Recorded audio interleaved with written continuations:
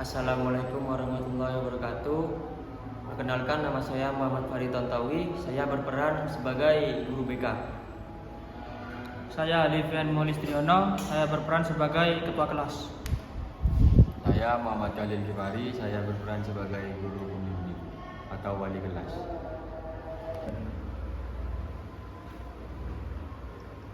Baik, mari kita susun RPBK untuk semester ini. Pertama, apa saja kebutuhan konseling yang mendesak untuk dipenuhi oleh siswa kita? Untuk kebutuhan yang paling utama mungkin terkait persiapan ujian, Pak. Banyak siswa yang merasa cemas dan butuh mengatur waktu untuk belajar. Oke. Jadi kita akan fokus pada bimbingan belajar untuk persiapan ujian. Apalagi mungkin ada kebutuhan yang lain yang perlu dipertimbangkan. Ada beberapa siswa yang mengalami kesulitan dalam berinteraksi dengan teman sebayanya. Kayak gitu, Pak. Tentu kita bisa masukkan bimbingan kelompok tentang keterampilan sosial. Lalu bagaimana dengan kegiatan yang bersifat preventif seperti bimbingan karir atau pengembangan potensi diri? Saya rasa penting untuk memberikan informasi tentang jalur studi di perguruan tinggi dan mempersiapkan mereka untuk memilih jurusan yang sesuai dengan minat dan bakat mereka.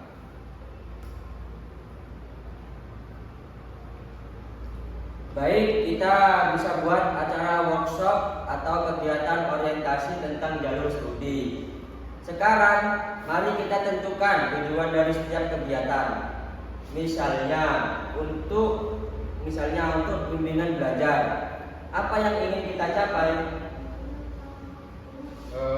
Kita ingin membantu siswa untuk mengurangi kecemasan dan meningkatkan kemampuan belajar mandiri.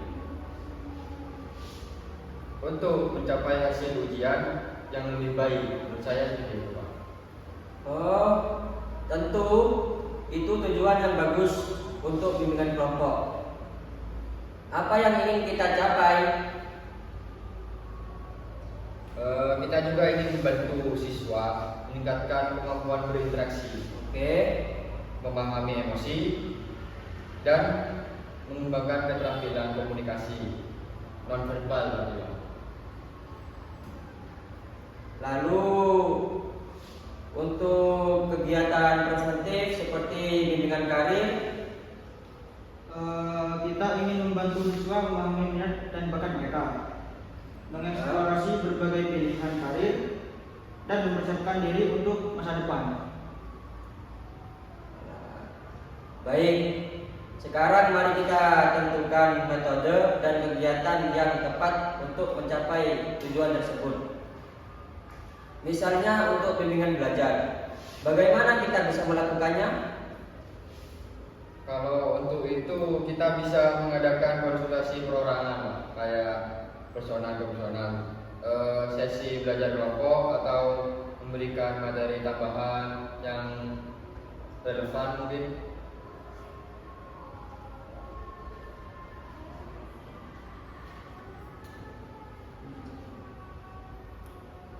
Tentu itu beberapa pilihan yang bagus untuk bimbingan kelompok. Bagaimana kita bisa melakukannya? Kita bisa mengadakan simulasi interaksi yang pertama. Terus yang kedua, kita bisa permainan peran mungkin atau kegiatan diskusi kelompok, Pak. Bisa seperti itu.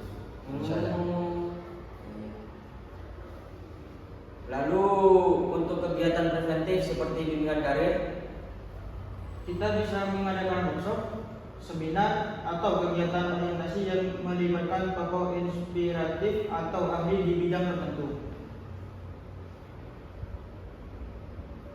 Baik, sekarang mari kita tentukan jadwal pelaksanaan dan evaluasi dari setiap kegiatan. Misalnya, kapan kita akan mengadakan bimbingan belajar?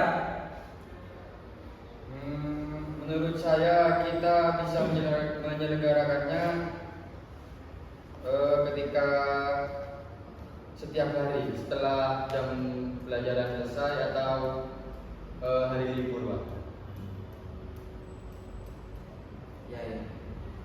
Lalu bagaimana kita akan mengevaluasi efektivitas kegiatan ini? Kalau itu kita bisa menggunakan yang pertama, menurut saya kuesioner. Terus yang kedua kita bisa observasi. Terus yang ketiga menggunakan hasil ujian sebagai indikator keberhasilan. Menurut saya seperti itu, Pak.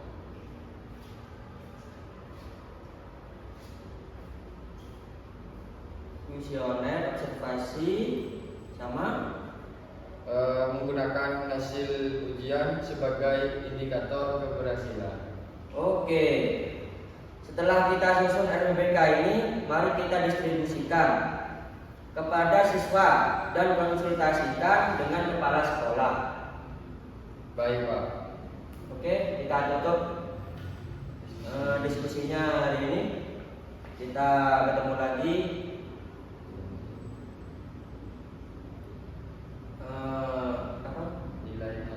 di lain hari mungkin ya. Ya.